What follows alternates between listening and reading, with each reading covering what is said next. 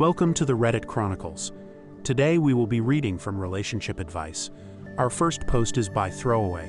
After my husband's 54M cancer scare, I 51F don't want to stay with him. My husband doesn't have cancer. He did have a lump that turned out to be a benign tumor.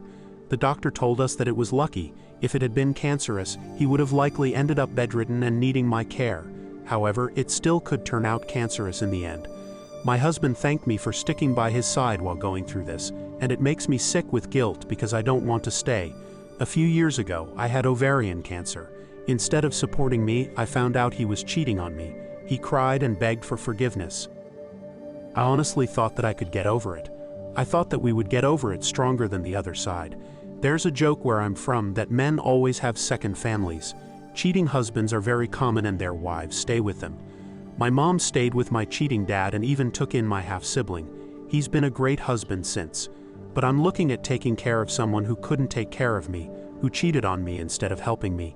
My mom had to help wipe my ass because I couldn't do it, and he was out cheating. I can't do it. I can and have done it for someone I love, but I can't do it for him. I feel like an awful person, and I don't know why this is the trigger. Why do I feel betrayed now? Why do I want to leave when he potentially is the most vulnerable?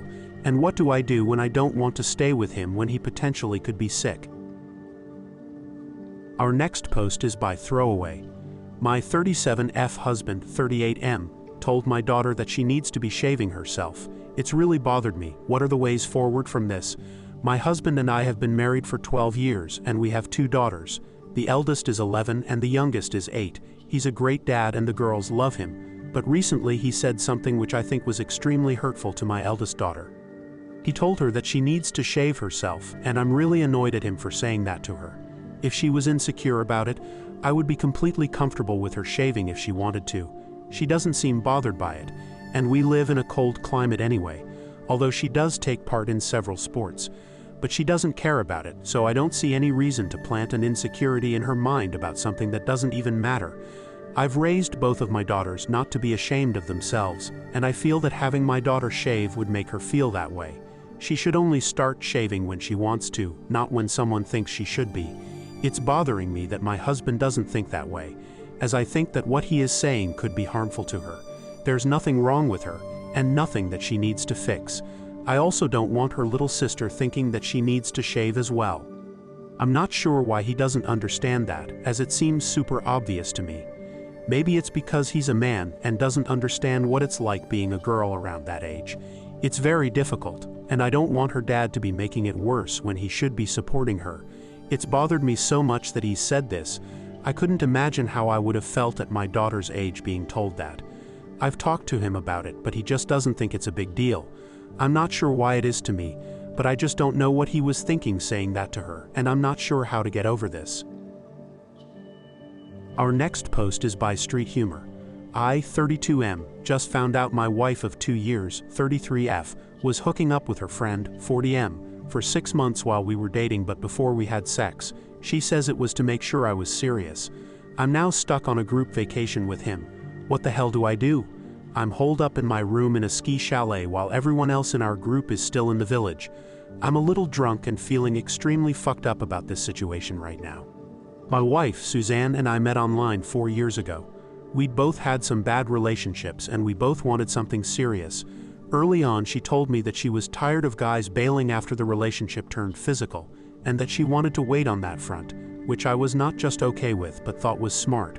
My most successful relationship before her was with someone where we waited a few months, and I appreciated getting to build a friendship to see if we clicked on an emotional level. Suzanne also told me that she understood if I still wanted to date around during that time, and didn't expect me to be exclusive until we both explicitly agreed on it. I told her that I wasn't one to try and fight a war on 2 fronts. I was serious about making it work with one person. Now, up until last night, I thought that she'd felt the same. She never once mentioned seeing other people while we were dating, and based on the way she talked about wanting to build an emotional connection, I assumed, dumbly I guess, that she was only seeing me. We're on this trip with 3 other couples and her friend Josh. I've always liked him. He and I have had some long convos smoking weed and talking about life and work. We're both in tech. I've always gotten the vibe that he's a kind, caring person who goes out of his way to help his friends. He's a big advocate for people doing therapy and talks openly about what he's working on. This is where it gets upsetting for me. Last night we got back from skiing and we were all exhausted. I went downstairs to start chopping veggies to help another of the couples cook the group dinner. Suzanne took a shower and I chopped and chatted for like 30 minutes. I came back upstairs to bring Suzanne some wine and I heard her and Josh chatting in our room. No big deal. I walk in and Suzanne is in a towel with her leg up on the bed putting on lotion, talking about her job. It wasn't exactly a compromising position, but it struck me as possibly intimate. If she moved a bit one way or another, she'd be giving him a view. She said hi to me, kept putting on lotion, and then grabbed the wine, totally nonchalant. Josh said it was his turn to shower and left. Sitting here now, I wish to God that I'd just kept my mouth shut. But I said it was a little surprising that she was putting on lotion in a towel with Josh in the room. She said she didn't even realize, because she was just caught up in her story and went on autopilot. I've always known her to be a self-conscious person. She wears swimsuits that cover a lot of her skin because she doesn't like to feel gawked at. So I was getting the tingles in the back of my brain that something was off. I said something like, "You're usually so quick to cover up around people," and she said, "I guess I just know Josh so well that it didn't register." When she said that, there was just something abrasive. Annoyed, it came out more sharply than I would have expected. I should have dropped it, but I was 2 glasses of wine in myself and said, "Whoa, did I strike a nerve?" And she said, "Let's just go eat," but now clearly agitated and doing a fake smile thing. At this point I could feel my stomach get a little queasy and like I was heading toward a world of pain.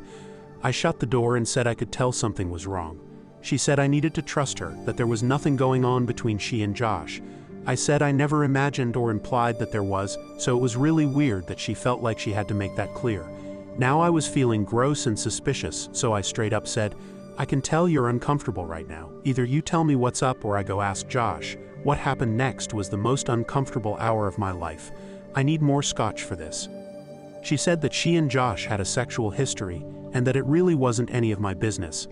I said that since he's still in our lives, then I deserved to know the context. She said there was no context other than he was someone she felt safe with when she wasn't partnered, and they would have sex now and then. I asked when was the last time they slept together, and she danced around it before saying, "Before you and I were exclusive." I said that was a fuzzy answer because I was exclusive with her from the time of our first date. She said that she never had sex with him after the 2 of us had sex. I asked if she had sex with him during the 6 months between our first date and when we had sex, and she said she had. I instantly felt like throwing up and started yelling a bunch of crap I don't really remember. She just had the most pissed off and disgusted look on her face the whole time.